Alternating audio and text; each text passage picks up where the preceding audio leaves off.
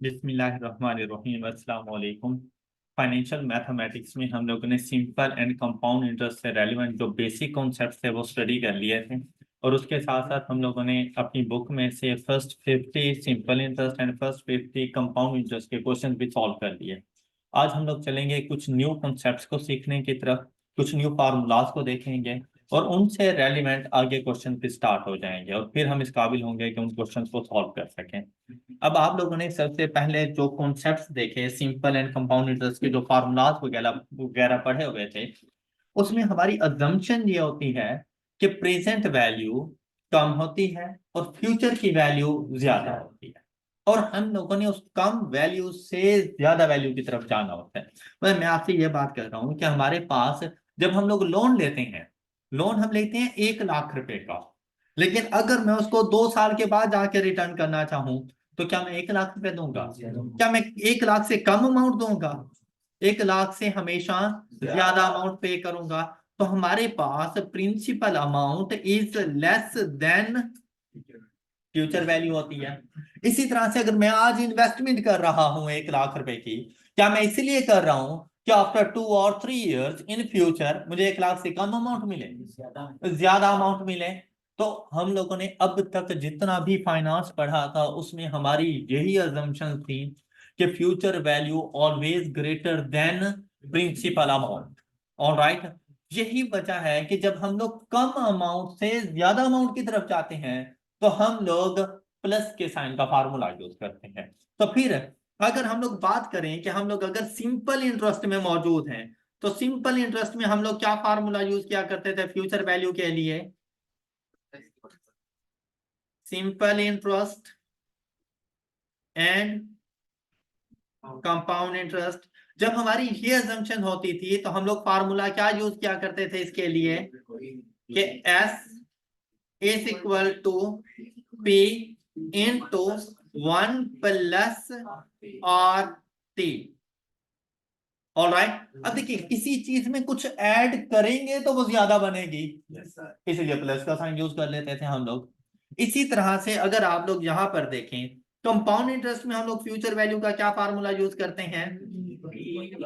Into 1 plus R raise to power. ये वो बातें जो आप लोगों ने पहले पढ़ी हुई हैं। अच्छा, मुझे एक बात बताएं, क्या ये जरूरी है कि फ्यूचर वैल्यू हमेशा ग्रेटर देन होनी चाहिए as compare to principal amount? क्या ये जरूरी है? नहीं, ये जरूरी नहीं है। अब आप लोग देखें कि अगर मैंने ये एक मोबाइल फोन 50,000 रुपए का लिया है, क्या 2 साल के बाद ये 70,000 रुपए का होगा? 80,000 का होगा? कितने का होगा? 30 का होगा? 25 20 का होगा? कम वैल्यू होगी। तो ऐसा नहीं लग रहा जैसे प्रिंसिपल अमाउंट ज्यादा थी और फ्यूचर की वैल्यू कम है? कोई भी अपना फिक्स एसेट परचेज करो जैसे कि व्हीकल्स वगैरह, जब हम लोग यहाँ पर बात कर रहे होते हैं ना तो हम लोग इकोनॉमी को स्टेबल रख रहे होते हैं। स्टेबल से मुराद है कि बहुत ज्यादा वेरिएशंस नहीं होती और अनएक्सपेक्टेड चेंज भी नहीं होता, जैसा कि यहाँ पर हो गया था कुछ ईयर्स में। अगर आप लोग देखें तो कुछ अनएक्सपेक्टेड इकोनॉमी में चेंज आया था। हम यहाँ की बात नहीं कर रहे होते, हम लोग ओवरऑल नेचर की बात करते हैं कि अगर एक गाड़ी हम लोग परचेज करें 20 लाख रुपए की, क्या 3 साल के बाद वो 30 की हो जाएगी? 40 की हो जाएगी? अगर यहाँ पाकिस्तान की बात करें तो ये बात सच है। अगर आप लोग खुद देखें, आप लोगों ने अगर 2017-18 में कोई गाड़ी परचेज की थी ना, उस टाइम पे वो गाड़ी आपको इवन के कोरोला GLI आपको 15 लाख रुपए की मिली होगी। लेकिन आज अगर वही गाड़ी परचेज करने के लिए जाओ तो आपको 35 से नीचे नहीं मिलने वाली वही गाड़ी। तो यहां पर एक अनएक्सपेक्टेड चेंज था, तो हम इसकी नहीं बात करते। लेकिन अगर आप इस सिचुएशन को नॉर्मल रखें, क्या जो गाड़ी आप लोगों ने 15 लाख रुपए की परचेज की थी या 20 लाख की परचेज की थी, जब सेल करने जाएंगे आफ्टर सर्टेन टाइम ड्यूरेशन आपको कम वैल्यू देगी? आपने कहीं पर इन्वेस्टमेंट की, बेसिकली तो प्रॉफिट्स ही होती हैं तो हम ऐड कर लेते हैं। क्या जरूरी है कि प्रॉफिट ही हो? इन्वेस्टमेंट पर आपको लॉस भी हो सकता है, बिजनेस लॉस कर गया तो जो अमाउंट आप लोगों ने इन्वेस्ट की थी क्या वही अमाउंट आपको रिकवर होगी? नहीं, उससे कम अमाउंट होगी। तो ये वो इंडिकेशंस हैं जो आपको ये बता रही हैं कि फ्यूचर में आपकी वैल्यू कम हो सकती है। अब आप मुझे बताओ कि अगर वैल्यू कम है फ्यूचर की तो क्या उसमें ऐड करूं? बस यही कॉमन सेंस थी कि जब आपको ये एक्सपेक्टेशंस मिल जाएं कि आपके पास जो फ्यूचर की वैल्यू है वो कम है as compared to principal amount, means that principal amount is greater than future value, तो सिंपल इंटरेस्ट के लिए आप लोगों ने अपने फार्मूले को चेंज कर देना है और उस टाइम पर आपका ये फार्मूला बन जाएगा f is equal to p into 1 minus R T. बस इतना सा चेंज है इसमें। ऑलराइट, प्लस की जगह पे नेगेटिव का साइन लगा देना। आपको लॉजिक की समझ आ गई होगी।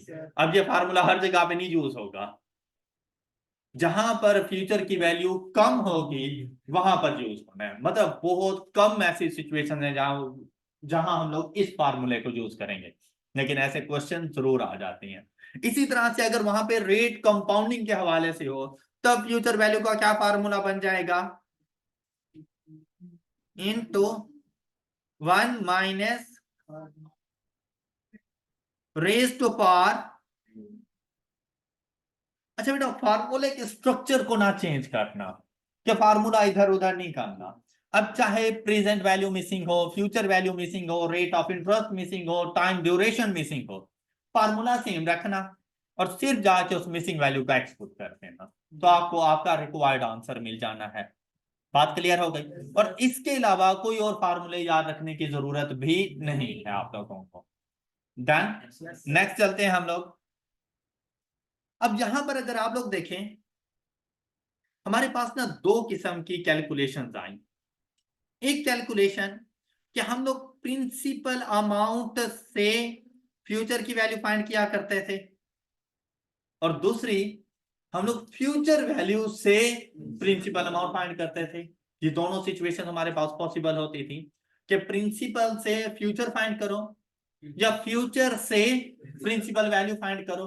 अब देखें भाई, यहां पर जब हम लोग बात कर रहे होते हैं ना, तो हम लोग इसको लेके चलते हैं नॉर्मल सेंस में, means that future is greater than principal amount. All right, future is greater than principal amount. अब यहां पर देखें पहली सिचुएशन कि जब भी आप प्रिंसिपल अमाउंट से फ्यूचर की वैल्यू फाइंड करोगे तो मुझे यह बताओ कि वैल्यू में कुछ ऐड करोगे या लेस करोगे? ऐड करोगे। ऐड करोगे तभी तो जाके ग्रेटर वैल्यू आपको मिलनी है। तो इस प्रोसेस को कहा जाता है कंपाउंडिंग।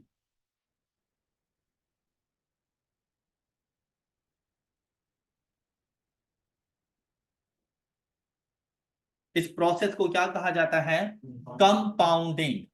अब देखें, प्रिंसिपल से फ्यूचर फाइंड करने के आपके पास कौन से वेज थे? प्रिंसिपल से फ्यूचर अमाउंट फाइंड करने के आपके पास कौन से वेज थे? मतलब किस तरह से आप फाइंड कर सकते हैं? कौन सा फार्मूला आप लोग यूज किया करते थे? अगर हमारे पास सिंपल इंटरेस्ट हो तो इस सिचुएशन में हम लोग क्या फार्मूला यूज करते थे? जी, S is equal to P into 1 plus R T. और अगर कंपाउंड इंटरेस्ट हो तो S is equal to P into 1 plus R over M raise to power. क्या कुछ ये बात समझ आ गई? अच्छा, क्या मुझे बता सकते हैं कि प्रिंसिपल को फ्यूचर बनाने में आपकी हेल्प किसने की? प्रिंसिपल को फ्यूचर बनाने में आपकी हेल्प किस फैक्टर ने जाकर की? जी, तो मतलब क्या इस फैक्टर ने नहीं की?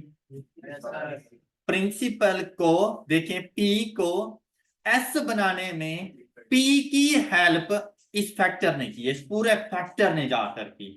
इसी तरह और सिंपल इंटरेस्ट में ये फैक्टर 1 प्लस आर टी। लेकिन अगर कंपाउंड इंटरेस्ट की बात करें तो फिर किसने हेल्प की? इस फैक्टर ने। क्या ये बात समझ आई? क्या ये फैक्टर ना होता, अगर इसकी वैल्यू 1 होती तो क्या पी को ऐसे बना सकते थे? नहीं, सेम होती वैल्यू, फिर तो कोई फर्क ही नहीं पड़ना था।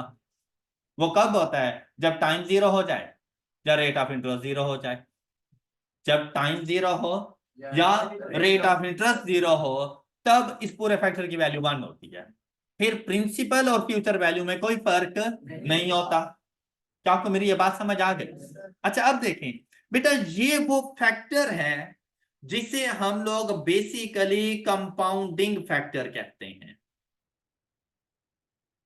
इस प्रोसेस को कंपाउंडिंग प्रोसेस, प्रिंसिपल अमाउंट से फ्यूचर वैल्यू फाइंड करने का जो प्रोसेस है, इसको कंपाउंडिंग प्रोसेस, और प्रिंसिपल अमाउंट की जो फैक्टर हेल्प करता है फ्यूचर वैल्यू बनने के लिए, उस फैक्टर को क्या कहते हैं? Compounding factor.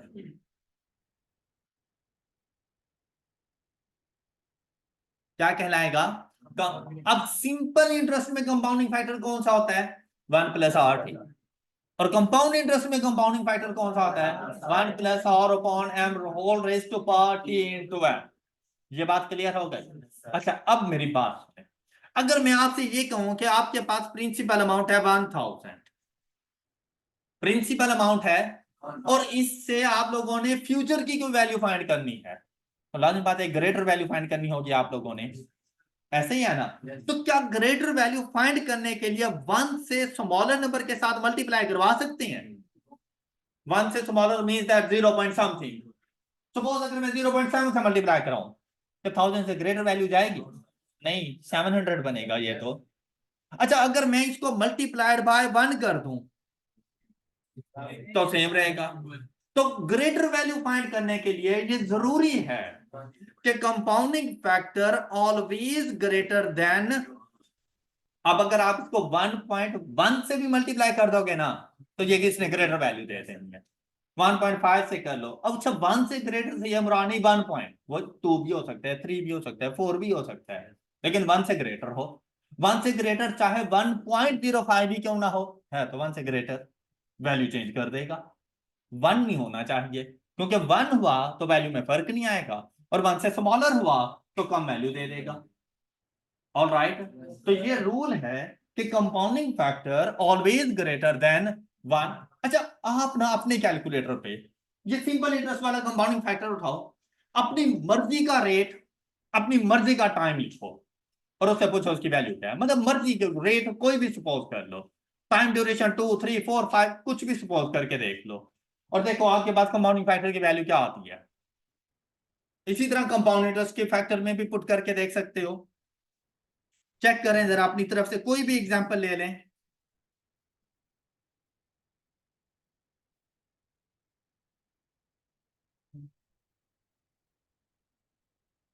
हाँ जी, जी। रेट ऑफ इंटरेस्ट क्या लिया आपने? 9%। और टाइम ड्यूरेशन 2 ईयर्स, तो आपके पास क्या वैल्यू 1 से कम आई? कितनी आई? 1 point something. All right, 1.18। All right, क्या आप में से कोई ऐसा है जो ये कहे नहीं सर मेरे पास 0 पॉइंट समथिंग है? कोई ऐसा जो कह रहा हो मेरे पास नेगेटिव वैल्यू है? नहीं, यही बात हमने कही है। आप कंपाउंड इंटरेस्ट के फार्मूले में भी जाके पुट करके देख लो, वो आपने लिया था 9% एंड 2 ईयर्स, तो आप 1+9% रेज़्ड पावर 2 करके देख लें, तभी आपके पास 1 से ग्रेटर वैल्यू आपको मिलेगी।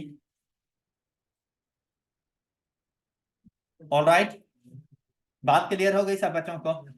नेक्स्ट देखें। ये वो प्रोसेस है जब आप लोग प्रिंसिपल अमाउंट पे मौजूद हो, 0 टाइम ड्यूरेशन पे मौजूद हैं, और फ्यूचर को देख रहे हैं, तो आप लोगों ने कंपाउंडिंग करनी है। लेकिन अगर आप लोग फ्यूचर में मौजूद हैं और अपना पास्ट याद कर रहे हो, पीछे की तरफ देखना है आप लोगों ने। मतलब आपने एक लोन लिया, 5 साल के बाद उसको वापस करने गए, तो बैंक वालों ने कहा कि निकालो भाई 5 लाख रुपए निकालो। अब 5 लाख रुपए में इंटरेस्ट भी शामिल है। अब आप लोगों ने लोन 5 लाख का नहीं लिया था, लोन तो कम अमाउंट का था। अब आप पीछे 5 साल पीछे याद कर रहे हो, यार मैंने लोन कितना लिया था। तो देखो, क्या आप लोगों ने 5 लाख से ज्यादा की अमाउंट कोई ली होगी लोन? नहीं, कम अमाउंट ली होगी। तो हमारे पास ऐसी सिचुएशंस भी आती हैं जहां पर हम लोगों को जाकर फ्यूचर से प्रिंसिपल अमाउंट फाइंड करनी पड़ती है। फ्यूचर से प्रिंसिपल अमाउंट हमें फाइंड करनी पड़ती है। अच्छा मुझे एक बात बताएं, आप लोग गए मार्केट में, कोई भी प्रोडक्ट आप लोगों ने परचेज करनी थी, आपको उस प्रोडक्ट की प्राइस बता दी गई, आपको कहा गया कि ये 1000 रुपीज की है। आप अगली बात क्या करते हैं उससे? जब आपसे ये कहा जाता है कि भाई इस प्रोडक्ट की प्राइस 1000 रुपीज है, आप क्या कहते हैं? पैक करके दे दो। क्या आप कहते हैं यार कोई डिस्काउंट? अच्छा जब आपके वर्ड यूज करते हो कि यार कोई डिस्काउंट, क्या मतलब होता है कि 1200 ले ले? क्या मतलब होता है 1000 से कम? ऐसे ही है ना भाई, वैल्यू को रिड्यूस करो, कम करो इसको। कभी आपने देखा कि हम उसे कहें यार 1000 रुपीज के, यार कोई डिस्काउंट कर मुझसे 1200 रुपए ले ले? मतलब हमारा मीनिंग ही यही होता है कि भाई इस वैल्यू को रिड्यूस करो, कम करो। वो कहता है 900, आप कहते हैं नहीं नहीं यार 600 रुपए कर लो। मतलब बार्गेनिंग शुरू हो जाती है। तो यहां पर भी ऐसा नहीं है कि फ्यूचर की वैल्यू को जब कम पर लेकर आना है तो क्या उसमें कुछ ऐड करोगे? क्या उसकी कंपाउंडिंग करोगे? क्या करोगे? डिस्काउंटिंग। तो जब ज्यादा वैल्यू से कम वैल्यू की तरफ आप आते हो तो इस प्रोसेस को कहा जाता है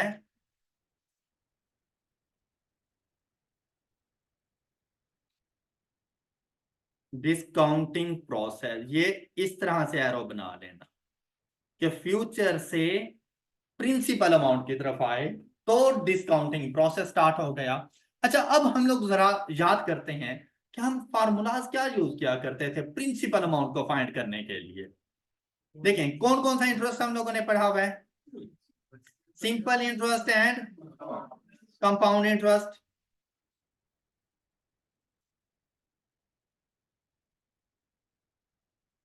simple interest and compound interest.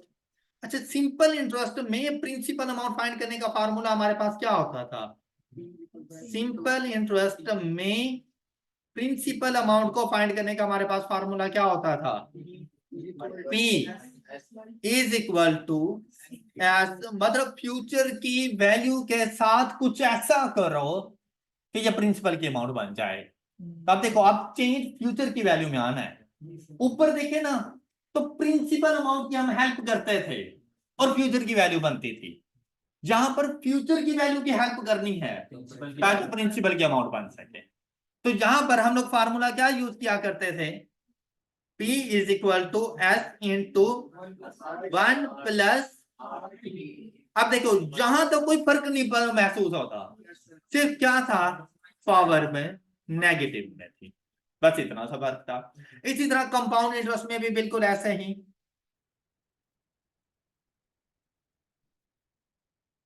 Principal amount is equal to future into 1 plus yes raise to power. तो मुझे ऐसा लग रहा है जैसे दोनों फैक्टर्स में कोई फर्क नहीं है। अगर पॉजिटिव है पावर तो कंपाउंडिंग फैक्टर, और अगर नेगेटिव है तो डिस्काउंटिंग फैक्टर। ऑलराइट, तो यहां पर देखें ये जो फैक्टर जिसने आपकी हेल्प की इसमें फ्यूचर वैल्यू की सिंपल इंटरेस्ट में, वो ये है जो इसको प्रिंसिपल अमाउंट बनाएगा, जो इसको रिड्यूस कर देगा। और कंपाउंड इंटरेस्ट में ये फैक्टर है आपके पास, तो इस फैक्टर को कहा जाता है डिस्काउंटिंग फैक्टर।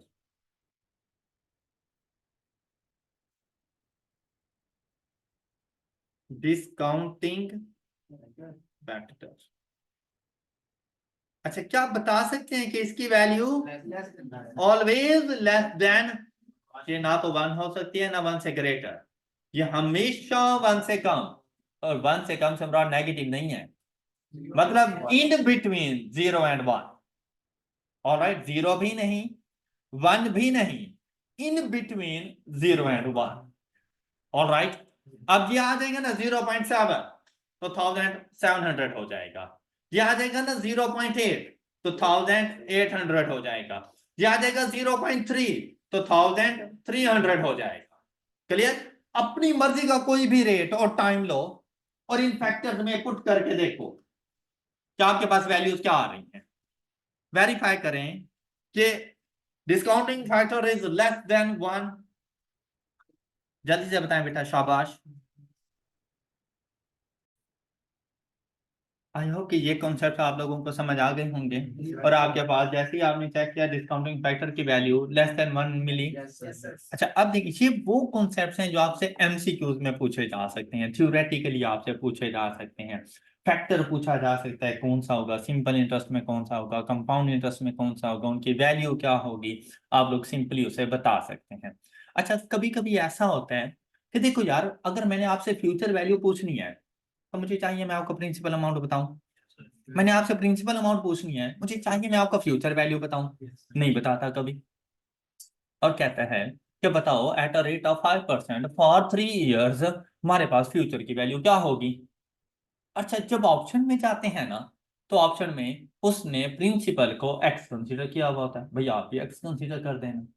मतलब अगर ऐसा क्वेश्चन आपके पास आ जाए, पहली बात आपसे ये पूछ सकता है कि इसकी डिस्काउंटिंग फैक्टर की वैल्यू क्या होगी, तो आप सिंपली अपना कैलकुलेटर उठाएंगे और सपोज सिंपल इंटरेस्ट है तो आप लोग लिख देंगे 1+5% मल्टीप्लाइड बाय 3, तो आपके पास आंसर आ जाएगा 1.15। तो नीचे ऑप्शन में 1.15 मौजूद होगा, आप टिक कर देना। और सपोज अगर सिर्फ 1.15 नहीं है, कहता है कि इसकी फ्यूचर वैल्यू क्या होगी, तो प्रिंसिपल को एक्स, तो 1.15 एक्स कर देना। भाई एक्स से मुराद जो भी मर्जी यहाँ पे प्रिंसिपल अमाउंट पुट कर दो उसकी फ्यूचर वैल्यू तुम्हें मिल जाएगी। Same case with discounting factor. ये बात समझ आ गई सब बच्चों को?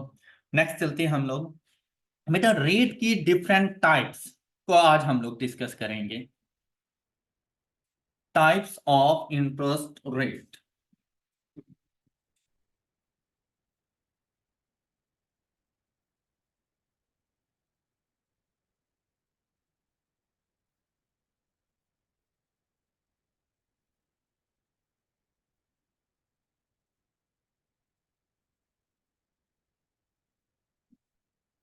बेटा सिंपल इंटरेस्ट में इंटरेस्ट की कोई टाइप नहीं होती।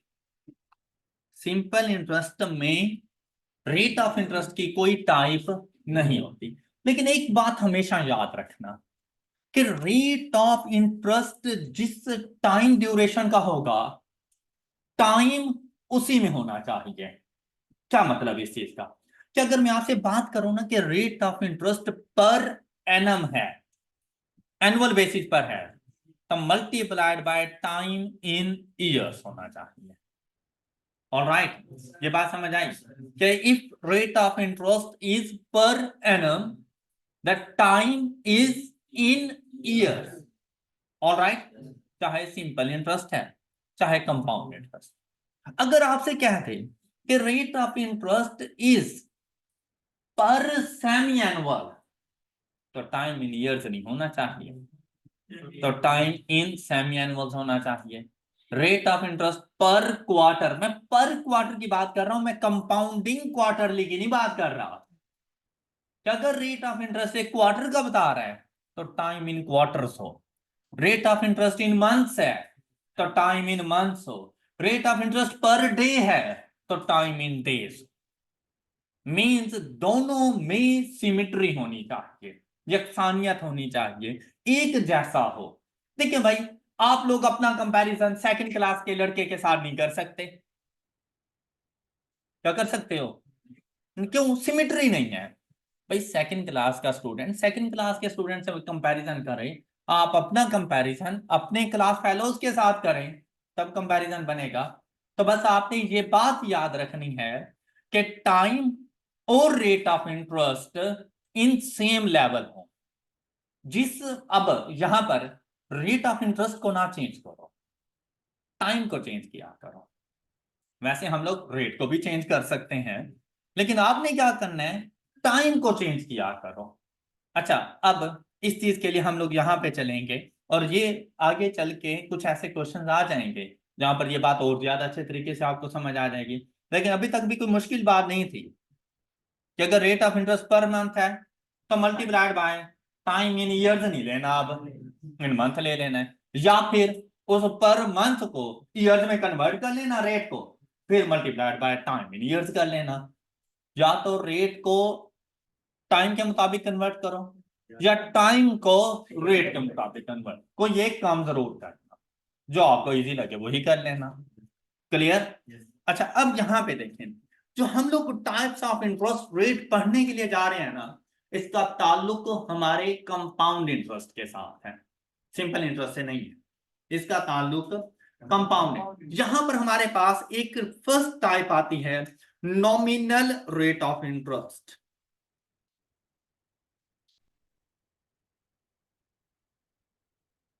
Nominal rate. सेकंड टाइप है पीरियोडिक रेट।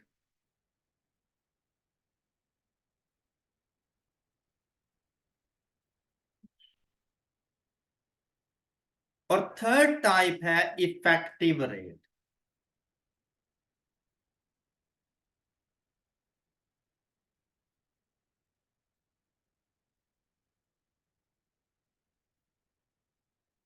थ्री टाइप्स की डिस्कशन करेंगे।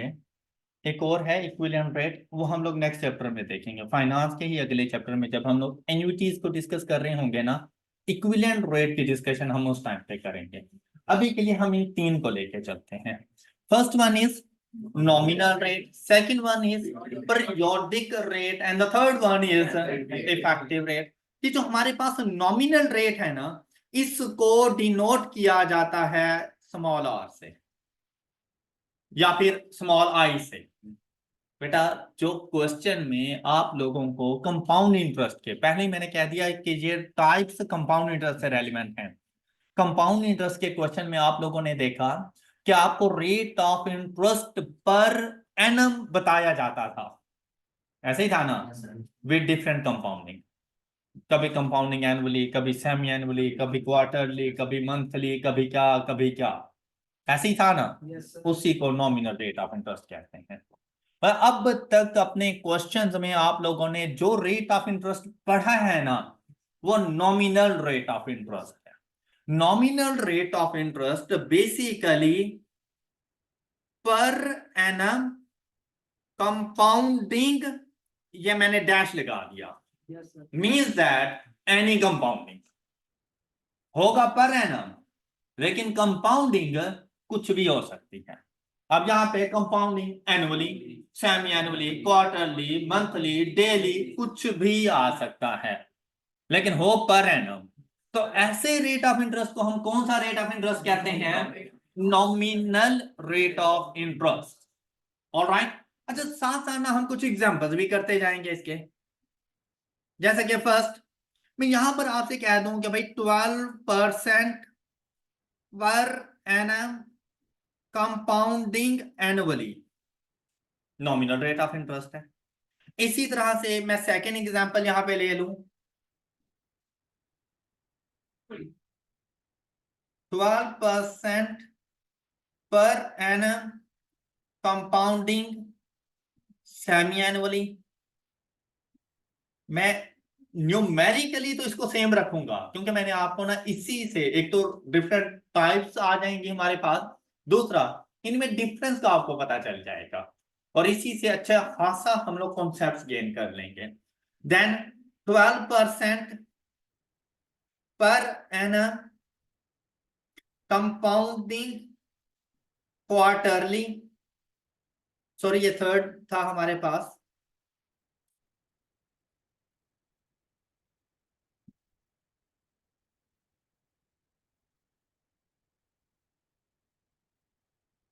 And the fourth one is 12% per annum compounding. अच्छा, इसी तरह से कुछ भी हो सकती है, हम लोग ये चार ले लेते हैं आप लोगों को सिर्फ फर्क समझाने के लिए। मेरे ख्याल से आपको नॉमिनल रेट की वजह से समझ आ गई है। अच्छा, अब अगर आप लोग यहां पर देखें ना, मैं सिंपल इंटरेस्ट में होता ना और मैं बात कर देता 12% पर एनम, क्योंकि उसके साथ तो कंपाउंडिंग का वर्ड ही नहीं यूज होता, तो वो तो एक ही रेट था। मतलब ये 12% के मतलब ये है कि अगर मैंने 1 लाख रुपया लिया है तो 1 साल के बाद 1,12,000 रुपये जाके जमा करवा दूंगा, ऐसे ही है ना। लेकिन अब ये समझे, जैसे ये बैंक ए बी सी और डी है और आप लोगों ने जाकर लोन लेना है। अब बजाहिर हर बैंक आपको 12% बता रहा है कि भाई rate of interest is 12%, 12%, 12%, sale लगी हुई है। लेकिन साथ में उन्होंने ना, बिल्कुल साथ उन्होंने लिखा हुआ है, बैंक ए ने लिखा हुआ है भाई कंपाउंडिंग एनुअली है, बी ने साथ में लिखा हुआ है सेमी एनुअली, सी ने और डी ने मंथली। ये बिल्कुल ऐसे ही है जैसे 50% ऑफ और छोटा सा लिखा हो अप टू, ये वो है। अब आपने जब लोन लेना है तो आप, जिसके पास नॉलेज ना हो, आप तो पढ़े लिखे समझदार लोग हैं ना, आप तो लाजमी बात है देखेंगे कि भाई ये 12% इज नॉट इक्वल टू 12%, ये तो सिर्फ धोखा देने की बात कर रहा है, ये कुछ और चीज है। आपने साथ में कंपाउंडिंग वाला फैक्टर देखना है, अब आप इसको इग्नोर नहीं करोगे। लेकिन अगर जिसको कंपाउंडिंग वाले फैक्टर के मीनिंग ना पता हो, वो तो यही कहेगा कि यार बैंक ए जो रेट कह रहा है बैंक डी भी वही रेट कह रहा है, ऐसे ही है ना। तो आप बताओ, अगर आपने लोन लेना हो तो आप कौन सी बैंक से जाकर लो? बैंक ए से। अब यहां से पता चला कि भाई अगर न्यूमेरिकली सेम हो रेट ऑफ इंटरेस्ट, तो जिसकी कंपाउंडिंग कम होगी उसका इंटरेस्ट रेट कम है, उसका इंटरेस्ट रेट कम है, और जिसकी कंपाउंडिंग ज्यादा होगी उसका इंटरेस्ट रेट ज्यादा है। ये बात समझ आ गई सब बच्चों को? अच्छा, अगर मैं इन्वेस्टर होता और मेरे पास ये चारों ऑप्शन होते हैं, तो ऐसे क्वेश्चंस आपसे वो पूछेगा कि भाई आप, you are an investor, you are a borrower and you have 4 option, which one is suitable? तो बोरोवर के लिए ऑप्शन ए है, एंड द इन्वेस्टर्स के लिए, लैंडर्स के लिए ऑप्शन डी। ये बात समझ आ गई? अच्छा, ये बात बड़ी सिंपल लग रही थी क्योंकि मैंने सबके साथ रेट सेम रखा हुआ था, ऐसे ही था ना। लेकिन अगर मैं इनको चेंज कर दूं ना, बड़ी मुश्किल बात है ये। अच्छा, इधर एक और ट्विस्ट, अगर मैं आपसे ये कह दूं, ये अभी पीरियोडिक नहीं लिखने लगा, सिर्फ बात समझाने के लिए इसके सामने लिख रहा हूं, कि अगर मैं आपसे ये कह दूं कि यार ये कहता है 10%, ये कहता है 11%, ये कहता है 8%, ये कह रहा है 12%, हर कोई पर एनम और कंपाउंडिंग एनुअली है, मतलब आगे का पोर्शन बिल्कुल सेम है। इससे पहले क्या था? न्यूमेरिकली सेम था, नॉमिनल रेट सेम था, कंपाउंडिंग डिफरेंट थी। अब कंपाउंडिंग सबकी सेम, चाहे एनुअल कर लो, क्वार्टरली कर लो, मंथली कर लो, जो भी करो, लेकिन सबके साथ सेम कर लो।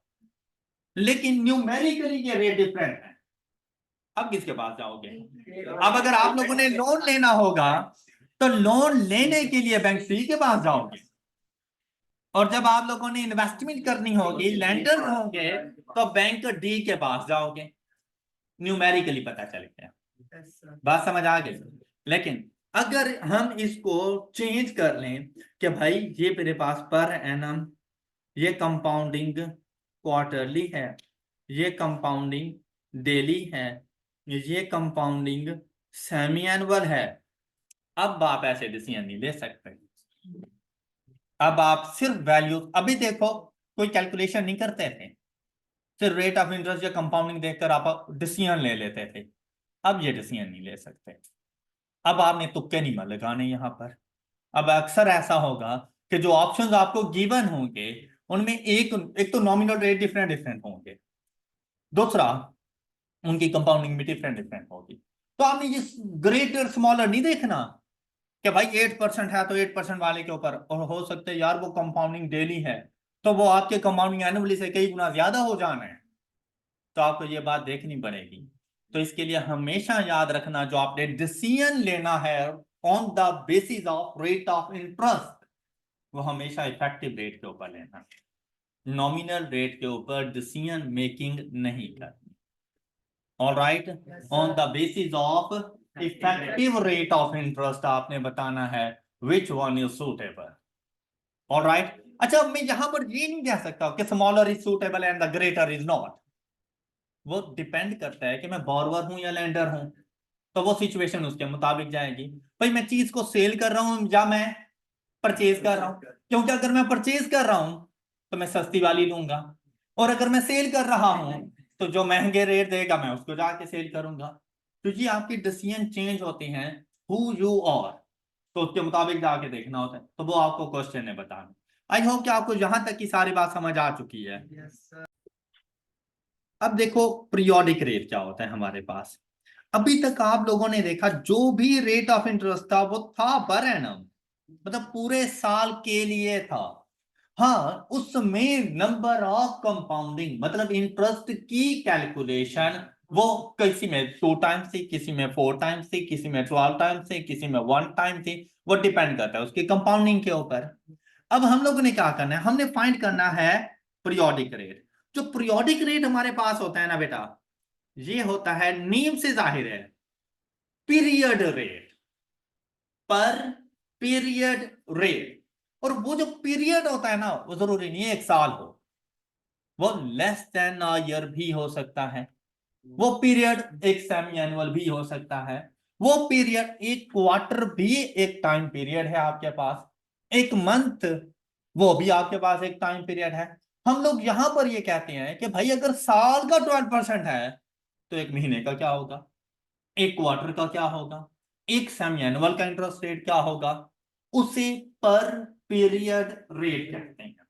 तो ये कैसे कैलकुलेट होता है? अच्छा अब आप मुझे बताओ, अगर मैं आपसे ये कहूं कि भाई 12% पर एनम लेकिन कंपाउंडिंग क्वार्टरली, तो इसका जो पीरियड बनेगा ना वो क्वार्टर बनेगा। मतलब जो उसकी कंपाउंडिंग होती है ना, पीरियड वही बनता है। अगर है कंपाउंडिंग एनुअली तो पीरियड भी एनम ही है। अगर कंपाउंडिंग सेमी एनुअली तो पीरियड एक सेमी एनुअल है। अगर है कंपाउंडिंग क्वार्टरली तो पीरियड एक क्वार्टर। ओके, और अगर है कंपाउंडिंग मंथली 1 मंथ उसका टाइम पीरियड है। तो अगर मैं आपसे ये कहूं कि यार 12% पर एनम है, तो बताओ एक क्वार्टर का क्या रेट ऑफ इंटरेस्ट होगा? 12% पर एनम है तो एक क्वार्टर का रेट ऑफ इंटरेस्ट क्या होगा? 3%। अच्छा ये 3% कैसे आया? डिवाइडेड बाय 4 कहां से आया? Compounding quarterly. ऐसा नहीं है जैसे nominal rate divided by M, ऐसा नहीं है। तो यही पीरियोडिक रेट का फार्मूला है आपके पास। ये देखो, पीरियोडिक रेट को डिनोट किया जाएगा R P, R stand for rate and P stand for period. Periodic rate is equal to, बताएं क्या फार्मूला बनेगा? Nominal rate divided by number of compounding. Nominal rate divided by number of compound. अब इसके साथ per annum और compounding का word use नहीं होता। ऑलराइट, इसके साथ पर पीरियड, और जो भी वो पीरियड हो वो लिख दिया जाता है, और जो पीरियड होता है उसकी कंपाउंडिंग भी वही होती है। क्लियर हो गई ये बात? अच्छा अब मुझे बताओ कि अगर मैं बात करूं 12% पर एनम कंपाउंडिंग एनुअली, तो इसका पीरियोडिक रेट क्या बनेगा? 12% ही बनेगा। लेकिन अब इसके साथ क्या लिखा जाएगा? पर एन, बस। ऑलराइट, तो बेटा जो वो कह रहा है बेसिकली चार्ज भी वही कर रहा है। अगर कंपाउंडिंग एनुअली है तो आपको पता है कि आर डिवाइडेड बाय एम नहीं किया जाता, क्योंकि एम की वैल्यू 1 होती है, कोई फर्क नहीं पड़ रहा होता। तो इस वजह से इसका नॉमिनल और पीरियोडिक रेट सेम रहेगा। क्लियर? कि फर्क उस टाइम पर आता है जब आप लोग कहते कुछ और हैं कि पर एनम है, लेकिन चार्ज कुछ और करते हैं ड्यू टू कंपाउंडिंग फैक्टर, तब फर्क आता है। तो अब यहां पर जाकर देखो इसको हम किस तरह से लिखेंगे? 12% डिवाइडेड बाय 2। क्यों? क्योंकि कंपाउंडिंग सेमी, तो सेमी एनुअल में एम की क्या वैल्यू होती है? तो देखिए एक सेमी एनुअल का रेट ऑफ इंटरेस्ट, लेकिन अब इसके साथ क्या लिखूंगा? पर सेमी एनुअल।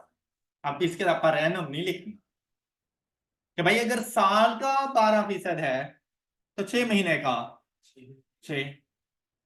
ऑलराइट, मतलब कंप्लीट ईयर के लिए आप जा रहे हैं 12% पर, तो हाफ ईयर का कितना बनेगा 6%। बात क्लियर हो गई। इसी तरह से देखें, अगर कंपाउंडिंग क्वार्टरली है 12% divided by 4 is equal to पर, बस इस बात का ख्याल रखना है कि उसके सामने मैंने लिखना क्या है। तो जिस टाइम पीरियड का वो रेट ऑफ इंटरेस्ट हो आपने वही वैल्यू लिखनी है। Any issue? The last one is भाई 12% पूरे एक साल का है, तो एक महीने का आपके पास कितना आ जाएगा 1%। ये बात समझ आ गई सब बच्चों को? क्लियर है ना ये बात? अच्छा, अभी के लिए आप लोगों ने सीखा कि अगर आप लोगों के पास नॉमिनल रेट ऑफ इंटरेस्ट हो तो आप लोग उसको पीरियोडिक रेट ऑफ इंटरेस्ट में कन्वर्ट कर सकते हैं, लेकिन अगर पीरियोडिक हो तो क्या नॉमिनल नहीं बन सकता? तो क्या उसके लिए मैं अलग से फार्मूला बताऊं क्या? पीरियोडिक रेट ऑफ इंटरेस्ट और देखें, RP is equal to R over M, then RP multiplied by M is equal to rate of interest, nominal rate of interest, और जो टाइम पीरियड है वही उसके साथ कंपाउंडिंग फैक्टर लगा देना। ऑलराइट, मतलब मैं आपसे ये बात कर रहा हूं कि अगर मैं आपसे ये कह दूं कि भाई 3% पर क्वार्टर कौन सा रेट ऑफ इंटरेस्ट है? पीरियोडिक रेट ऑफ इंटरेस्ट है। शाबाश, बस इसी चीज को आप लोगों ने आइडेंटिफाई करना है। 3% पर क्वार्टर, तो पीरियोडिक रेट ऑफ, आपने ना इसको नॉमिनल रेट में कन्वर्ट करना है, तो मल्टीप्लाई करेंगे 3 को किसके साथ? भाई क्वार्टर है तो क्वार्टरली एम की वैल्यू देखो 4, तो 3 मल्टीप्लाइड बाय 4 इज इक्वल 12%। लेकिन क्या लिखोगे? पर एनम कंपाउंडिंग क्वार्टरली। बात क्लियर हो गई? अगर मैं आपसे कहूं कि 2% पर मंथ, तो बताओ उसका नॉमिनल रेट ऑफ इंटरेस्ट क्या होगा? 24%। शाबाश, 24% पर एनम कंपाउंडिंग मंथली। कोई ऐसा बच्चा जिसको समझ आई हो? कोई नहीं है?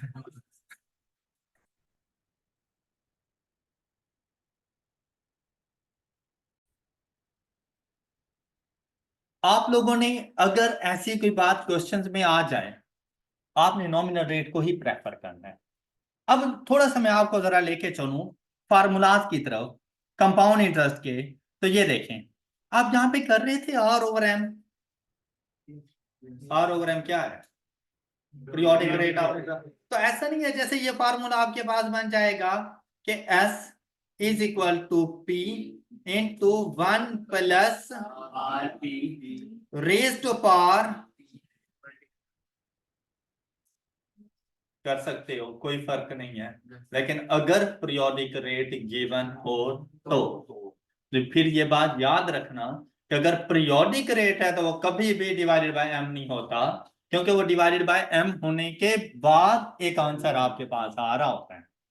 ऑल राइट, मतलब अगर आप लोग यहां पर देखें, ये जो मैंने 3% पर क्वार्टर, भाई या तो जाके 1 plus 3% raise power T into M कर दो, आपका क्वेश्चन का सोल्यूशन बिल्कुल सेम है, या 12% डिवाइडेड बाय 4 करो, एक ही बात। आप 3% लिखो, ये वाला 3%, या आप 12% करो, ये वाला, एक ही बात है। लेकिन आपने नॉमिनल रेट ऑफ इंटरेस्ट को प्रेफर करते रहे। ऑलराइट, मतलब फार्मूलाज को छेड़ने की जरूरत नहीं है, ये जस्ट एक नॉलेज था जिसका आपको पता होना जरूरी है।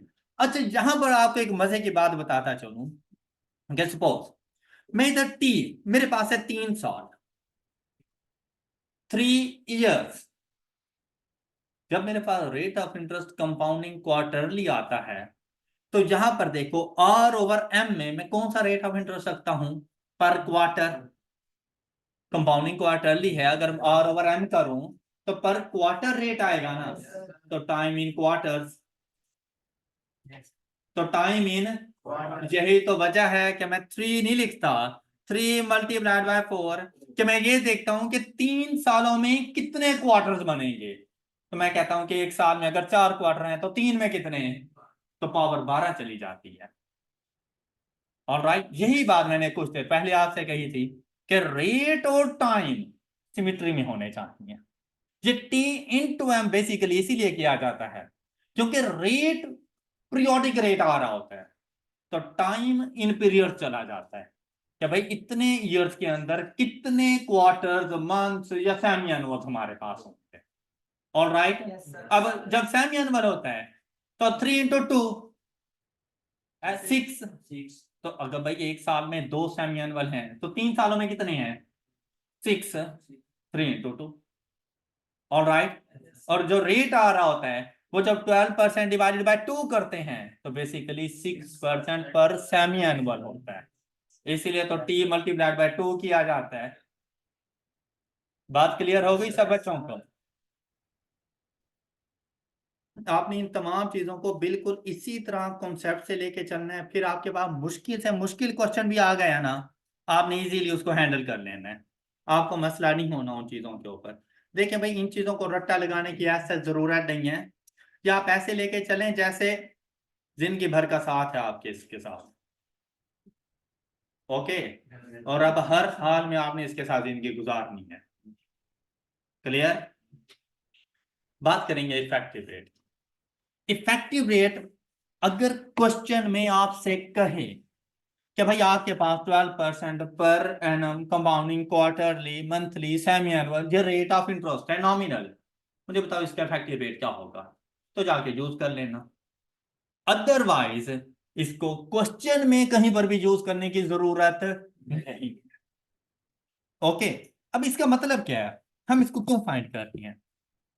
मुझे बता रहा है 12%, ABCD चारों ने मुझे 12% बताया, लेकिन क्या इन रियलिटी वो मुझसे 12% ही चार्ज कर रहे हैं।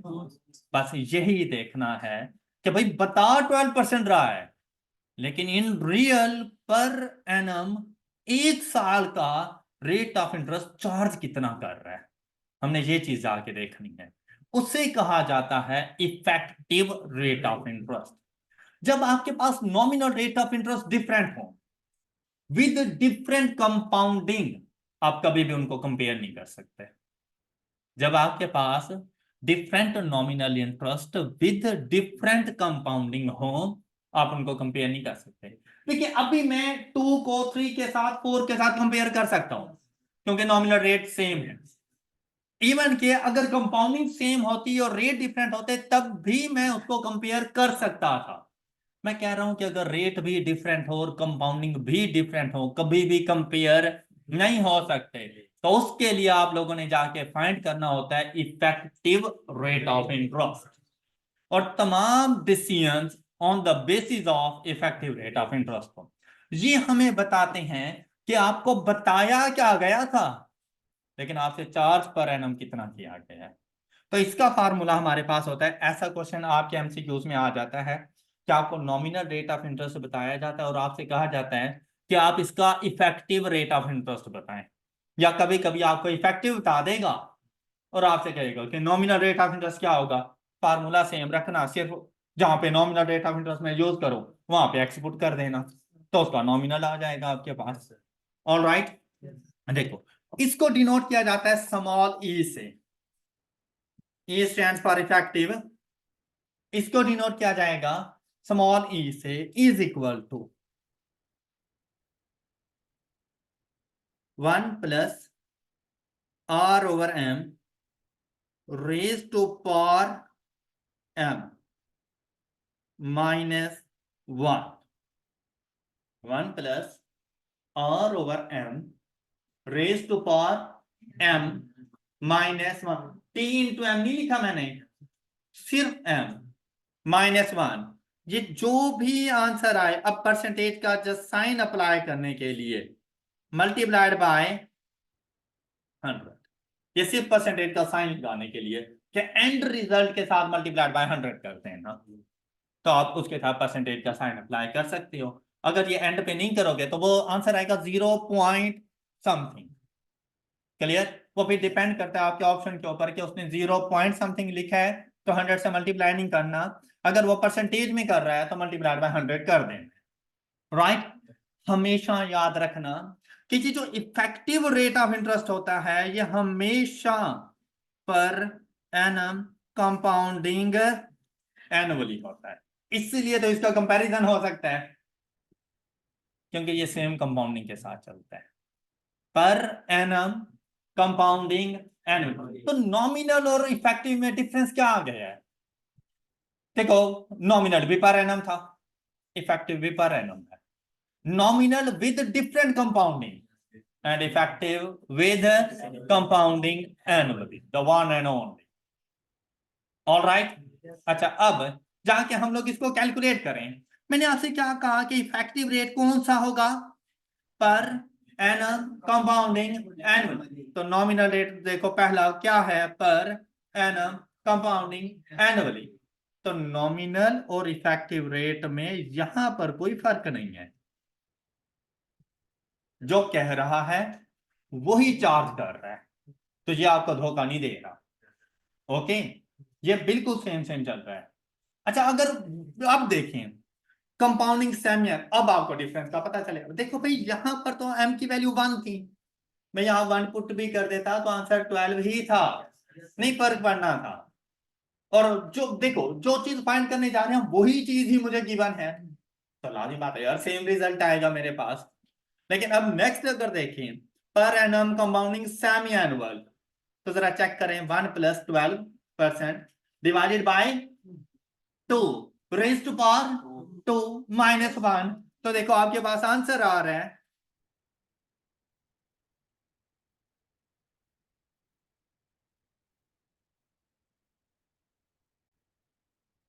12.36%।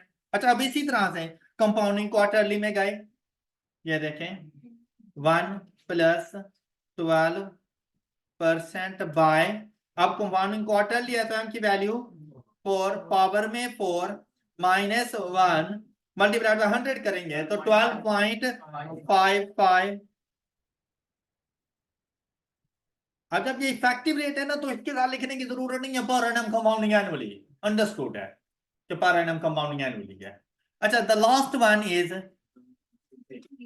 12.68। अब मैंने सेम नॉमिनल रेट इसीलिए लिया था कि मैं आपको डिफरेंस बता सकूं कि जिस तरह नंबर ऑफ कंपाउंडिंग इंक्रीज होती जाती है, basically per year rate of interest increase हो रहा है। उसने बताया, लास्ट वाले ने बताया 12% था, लेकिन जब आप उसके साथ हिसाब करने जाओगे ना, उसने चार्ज 12.68% कंपाउंडिंग एनुअली करना है। ऑलराइट, यही वजह है कि हम लोगों ने कहा था कि अगर आप बोरोअर हैं तो स्मॉलर कंपाउंडिंग को, और अगर आप लोग लेंडर हैं तो लार्जर कंपाउंडिंग को सिलेक्ट करो, अगर नॉमिनल रेट सेम हो। लेकिन अगर डिफरेंट डिफरेंट हो, हर किसी का इफेक्टिव रेट फाइंड कर लो। अब अगर आप उधार लेने जा रहे हो तो जिसका इफेक्टिव रेट कम हो उससे उधार ले लो, क्लियर, और जिसका इफेक्टिव रेट ज्यादा हो उधर इन्वेस्टमेंट कर दो। बात क्लियर हो गई? आई होप कि आपको ये वाला कॉन्सेप्ट सब बच्चों को समझ आ गया है। अब आप लोग इजीली इफेक्टिव रेट फाइंड कर सकते हैं। इन केस अगर आपसे इफेक्टिव रेट दे दे और नॉमिनल रेट किसी भी कंपाउंडिंग में पूछ ले, आप इजीली वो भी फाइंड करके दे देंगे, फार्मूले को डिस्टर्ब करने की जरूरत नहीं है। ये जो आर है इसको एक्स से रिप्लेस कर देना, आपके पास रिक्वायर्ड आंसर आ जाएगा। All clear? यहां तक किसी को कोई इशू? अच्छा, ये है हमारे पास डिफरेंट डिफरेंट कंपाउंडिंग में अगर हमारे पास हो। अब एक छोटा सा कॉन्सेप्ट है कि जो रेट की कंपाउंडिंग है ना, वो कंपाउंडिंग कॉन्टिन्यूसली भी हो सकती है, compounding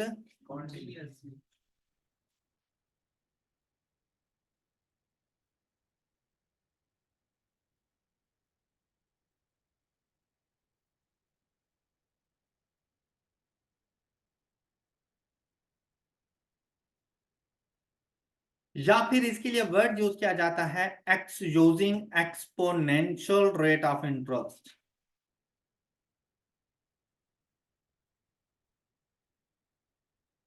exponential rate of interest.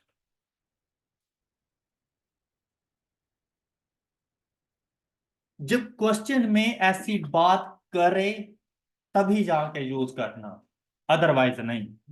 कि जब रेट के साथ आ जाए कंपाउंडिंग कॉन्टिन्यूसली, या आपसे कहे using 2% exponential rate of interest, तब आप लोगों ने फ्यूचर वैल्यू के जो आपके पास अपना कन्वेंशनल फार्मूला था उसको यूज नहीं करना।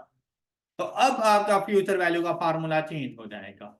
S is equal to P. अब एक्सपोनेंशियल रेट, तो एक्सपोनेंशियल नंबर लेकर आओगे, और एक्सपोनेंशियल नंबर से क्या मुराद है? ई। ये जो आपके कैलकुलेटर में यहां पर देखें, ये जो लास्ट लाइन में यहां ऊपर देखें रेड कलर में ई है, ये है एक्सपोनेंशियल नंबर। इसको आइलर नंबर भी कहते हैं, इसको नेपियर्स नंबर भी कहा जाता है। तो ये अल्फा और ये वाली की प्रेस करें तो ई आ जाएगा। और अगर इन केस कभी आपसे इसकी वैल्यू पूछ लें तो बस ये ई प्रेस करके इज इक्वल टू 2.718।